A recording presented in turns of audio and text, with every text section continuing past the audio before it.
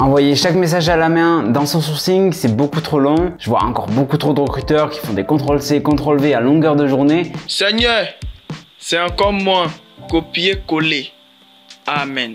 Et je pense que ce métier-là, c'est pas se résumer à faire des CTRL-C, CTRL-V. Moi, j'en ai eu vite marre. J'ai appris à automatiser tout mon sourcing et c'est ce que je vais vous montrer aujourd'hui parce qu'il y a des outils formidables qui existent. Et je vous partage ma méthodologie, celle qui me permet d'avoir jusqu'à 70% de taux de réponse sur mes messages d'accroche. Balèze! Balèze! Balèze!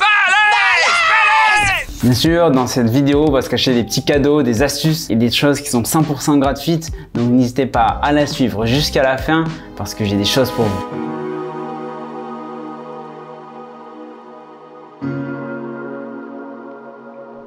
Avant de passer au tutoriel, petit disclaimer. Automatiser son sourcing, c'est bien, mais on n'est pas là pour aller dégrader l'expérience candidat. Et c'est pourquoi je vais vous apprendre les 3 commandements à respecter pour cela. Tu ne spammeras pas, tu personnaliseras et tu reprendras la main dès que le candidat te répond à un seul de tes messages. On est d'accord? Donc maintenant tu peux liker cette vidéo, t'abonner et c'est cool? Non, je rigole. On n'a pas du tout fini, on n'a même pas commencé. C'est drôle, hein? Parce que dans cette vidéo, tu vas tout d'abord voir le ciblage, comment on cible les meilleures personnes grâce aux persona candidats. Ensuite, tu vas avoir la donnée, comment on recherche, importe et nettoie des profils candidats dans un outil. Comment on lance une campagne, autant de chasse que d'animation de vivier, et on l'automatise. Et pour finir, comment on enrichit, c'est-à-dire comment on trouve le numéro de téléphone et l'email des candidats, et comment on l'exporte directement vers ta base de données candidats, sûrement vers ton ATS. Ok, let's go.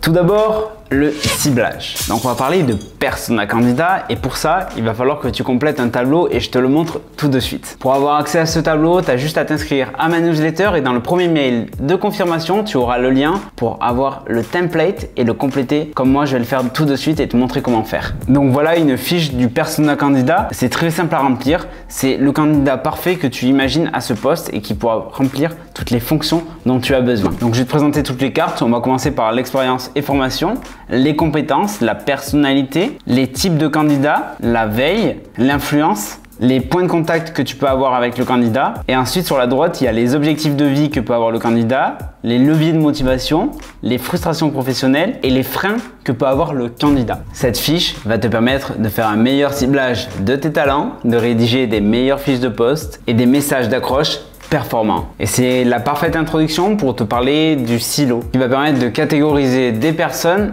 et pouvoir leur envoyer des messages ciblés et personnalisés. C'est pour ça qu'on passe tout de suite à la partie sur la donnée.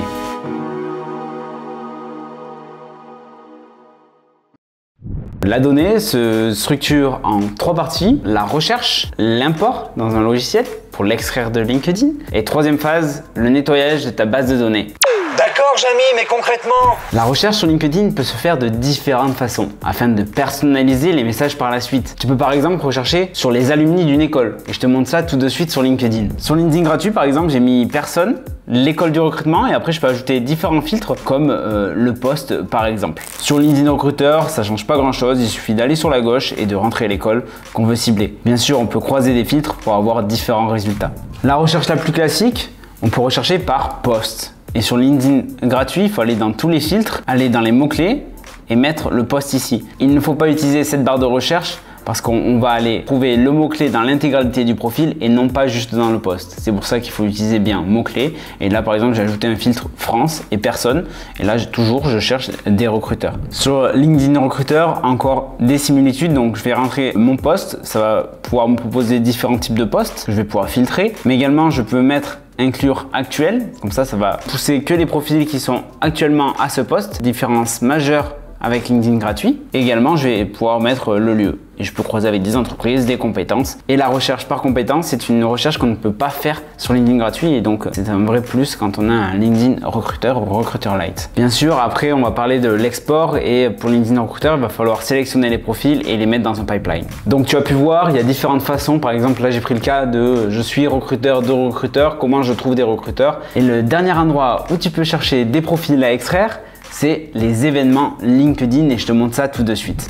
Par exemple, j'ai pris le mot-clé recrutement et j'ai sélectionné événements. Et là, je peux voir tous les événements qui ont pour sujet le recrutement. Et bien sûr, dans ces événements, il y a qui? Ah, immortalisé. Je sais pas. Dans le doute, on va dire un demi-point quand même. Il y a des recruteurs. Donc c'est une source de scrapping vraiment très bien qui va pouvoir diversifier ton vivier de candidats avec des filtres classiques. Parce que ici, tu trouveras des gens qui sont actifs sur la plateforme et donc qui répondent beaucoup plus à tes messages qu'une simple booléenne que tu peux réaliser en général sur LinkedIn Recruiter. Et dans un événement, pour trouver les participants, c'est très simple. Je clique sur un événement dans Attendees ou participants. Et là, j'ai toute la liste des profils. Donc voilà, je me suis mis dans la peau d'un recruteur de recruteurs et je vous ai présenté 3 méthodes, 3 endroits où on peut chercher les profils à recruter pour construire son vivier de talent. Maintenant, on va passer à la partie export et c'est vraiment très simple. Pour extraire des profils de LinkedIn, il faut utiliser Neostaff et je te montre tout de suite comment on fait. Et si tu connais pas Neostaff, je te mets le lien en description pour avoir une démo en one-to-one avec mon collègue Antoine. Elle est pas belle la vie. Je suis sur LinkedIn Recruiter, je mets mes profils dans mon pipeline, je copie le lien, j'ai juste à aller sur Neostaff, le coller dans l'onglet Sourcing, faire Recherche et là je vais avoir en quelques secondes les 25 profils de mon pipe directement sur Neostaff. Et j'ai juste à cliquer sur ajouter tous les profils pour les retrouver dans ma base de talents. Sur LinkedIn gratuit, c'est pareil. Il suffit que je copie mon URL de recherche, que ce soit depuis une recherche de personnes ou depuis un événement par exemple ou des alumni d'une école. Il y a juste à copier le lien directement de la recherche pour la coller sur Neostaff. C'est pas plus compliqué que ça. Faut bien penser quand tu ajoutes des profils à les mettre dans une liste pour les retrouver facilement et pouvoir faire des campagnes en silo avec de la personnalisation. Et maintenant, on va voir le nettoyage de cette base de données parce qu'il faut venir faire un check-up avant de lui envoyer des messages. On se retrouve sur l'onglet Talent où dans l'onglet Talent, on va aller vérifier une chose très importante. On choisit notre liste. Par exemple, je vais prendre ma liste de recruteurs et je vais aller vérifier si c'est bien des recruteurs dans le title. Donc, je vérifie très rapidement avec un petit coup d'œil s'ils sont tous recruteurs. Ok, je valide, je peux supprimer les personnes qui ne sont pas avec des petites erreurs de recherche. Donc, j'ai juste une poubelle là pour l'extraire. Et maintenant, on va passer à la phase de l'automatisation et de la création de campagne.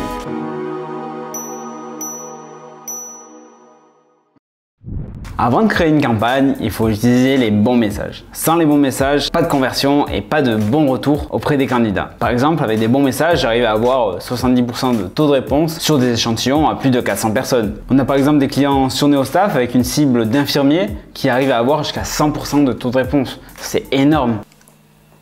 Sachant que les moyennes vont plus être entre 15 et 30% de taux de réponse pour des bons messages. Et ça, on le fait pas en envoyant des fiches de poste dans le premier message. Tu comprends, ça peut plus durer maintenant.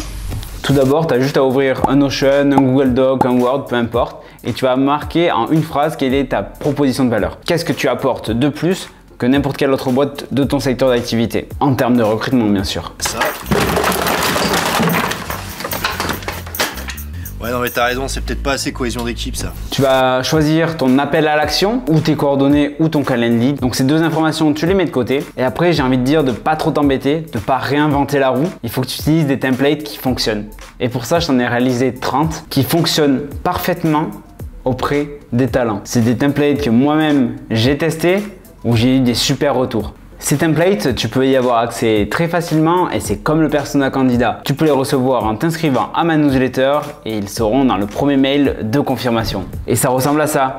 Tu auras des mails avec une note de connexion et certains sans note de connexion. Donc avec des messages de relance. Donc après il y a un débat avec ou sans note de connexion. Moi je te recommande sans note de connexion, on a des meilleurs retours et c'est surtout quand on a un bon profil qui est clair où on n'a pas besoin d'expliquer notre profession. Et si tu veux un bon profil LinkedIn quand tu es recruteur, j'ai fait une vidéo qui en est dédiée. Je te la mets ici ou ici. Et pour info, on est en train de créer un partenariat avec une belle entreprise française pour générer automatiquement grâce à l'IA des messages d'approche. Donc si tu veux être tenu au courant, je vais en faire une vidéo dédiée dès que ça sort. Donc active la cloche et abonne-toi à cette chaîne. Maintenant que tu as les meilleurs messages, que tu as choisi qui tu ciblais, il faut aller automatiser ça. Et pour ça, on se retrouve sur mon écran dans l'onglet campagne de Neostaff. Pour créer une nouvelle campagne, c'est très simple. Il faut créer une campagne de recrutement. Donc je vais cliquer sur nouvelle campagne. Je vais lui mettre un nom. Souvent je vais lui mettre un lien, un rapport à mon silo. Par exemple, recruteur Conto, un webinaire sur le recrutement chez Conto par exemple. Je vais valider et là je vais sélectionner les personnes que j'ai ajoutées au préalable dans ma base talent avec qui je ne suis pas encore connecté. On peut le voir ici. Je sélectionne des talents, je valide mes destinataires. Je peux également dans destinataires filtrer par liste. Et ensuite, est-ce que je mets un message d'approche? Moi j'en ai pas envie. Je ne vais pas en ajouter. Quand j'envoie mes invitations, je vais les envoyer tous les jours à n'importe quelle heure, mais après, c'est vous qui choisissez les créneaux. Je mets mon premier message d'approche. Donc là, je vais me choisir dans mon template. Ok, très bien, ouvert au marché. Bien sûr, si tu veux voir tous les autres, va les télécharger, c'est gratuit. Hein. Donc, je le colle dans le premier message. Voilà. J'ai déjà ma variable qui a été mise, donc ça va faire hello prénom. Donc ça, je vais supprimer le titre de mon message juste. Et après, je peux juste valider mon message. Combien de temps je relance après qu'il ait accepté mon invitation? À un jour après. Je valide à n'importe quelle heure et je fais ça pour tous les messages. Donc là, je copie un message, je valide. Là, moi, je vais relancer à 7 jours. Ce que je recommande, entre 5 et 7 jours. Pas spammer les gens, hein, comme on a dit dans les 3 commandements, ne pas spammer. Toujours ma troisième relance à 7 jours. Donc, il y a des astuces hein, pour ces relances. Toujours les jours, les horaires. Je valide et là j'ai le plan de ma campagne. En ce qui concerne les messages, j'en ai fait une vidéo dédiée, donc je vous la mets ici ou ici et ça va vous permettre d'écrire les meilleures relances pour avoir les meilleurs taux de réponse possibles. Et donc je n'ai plus qu'à lancer ma campagne. Ma campagne est lancée, après je peux totalement la mettre sur pause et c'est ce que j'ai fait.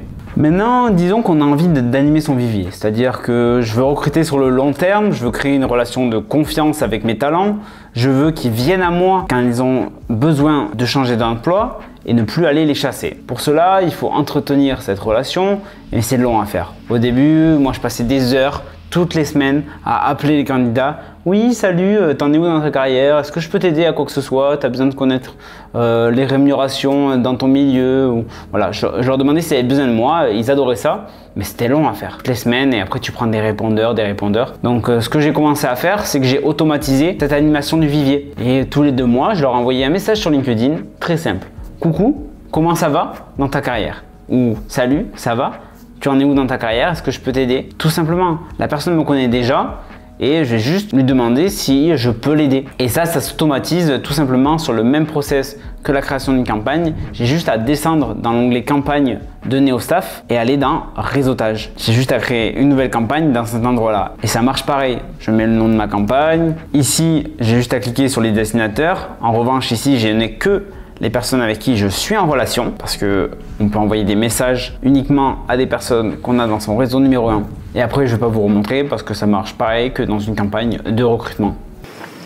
C'est pas cool, mec. Maintenant que tu as tes super messages, que tu les as automatisés, il va falloir analyser les résultats. L'analyse de résultats va te permettre de prendre des décisions, d'optimiser tes messages, mais également de lancer 2 campagnes en parallèle sur la même cible pour pouvoir tester 2 messages différents sur la même cible et voir lequel fonctionne le mieux. Je te montre ça tout de suite. Donc par exemple, je prends la campagne que j'ai fait sur un webinar le 19 juillet. Je vais aller dans l'onglet statistiques et là je peux voir que j'ai eu 89% de taux de connexion et 57% de taux de réponse. Et je vais pouvoir m'inspirer de ces chiffres pour créer d'autres campagnes parce que c'est des bons chiffres. Passons à la dernière partie qui est enrichir et exporter ces données candidats.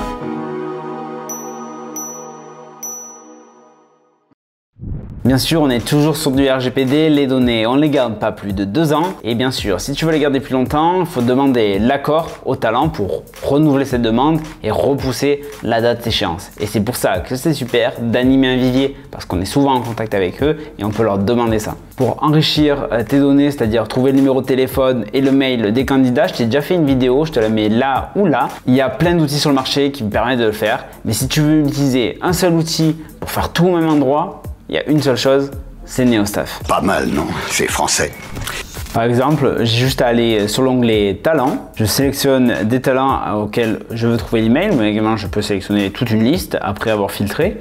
Et j'ai juste à cliquer sur la petite loupe pour aller enrichir les profils. Donc ça prend quelques secondes et ça me permet d'aller trouver l'email, le numéro de téléphone et d'aller exporter les données depuis LinkedIn, que ce soit les compétences, les expériences professionnelles, les diplômes et les recommandations que la personne a renseignées sur son profil. C'est mortel! Donc ici, on peut voir bien que ça allait chercher l'email de cette personne. Et pour l'export, c'est très simple, ça se fait en 2 clics. Il y a juste à sélectionner les personnes qu'on a envie d'exporter, appuyer sur exporter et aller sur Excel. Et après, sur ton ATS, tu as juste à aller glisser-déposer ton Excel et tu as le LinkedIn, les expériences, toutes les informations sur ton candidat avec l'adresse mail et le numéro de téléphone directement dans ton ATS. Et si tu veux qu'on développe des fonctionnalités qui permettent de le faire automatiquement vers ton ATS, n'hésite pas à nous dire dans les commentaires quel ATS tu utilises. Dans la prochaine vidéo, je te montre comment on automatise sa campagne de recrutement via l'email grâce à l'Emlist. N'hésite pas à t'abonner, activer la cloche et surtout, si tu as aimé cette vidéo, lâche ton like et mets un commentaire, ça nous fait énormément plaisir, ça nous motive à en créer d'autres. C'était Louis Deslus alias La Grosse Moustache sur LinkedIn. C'était long.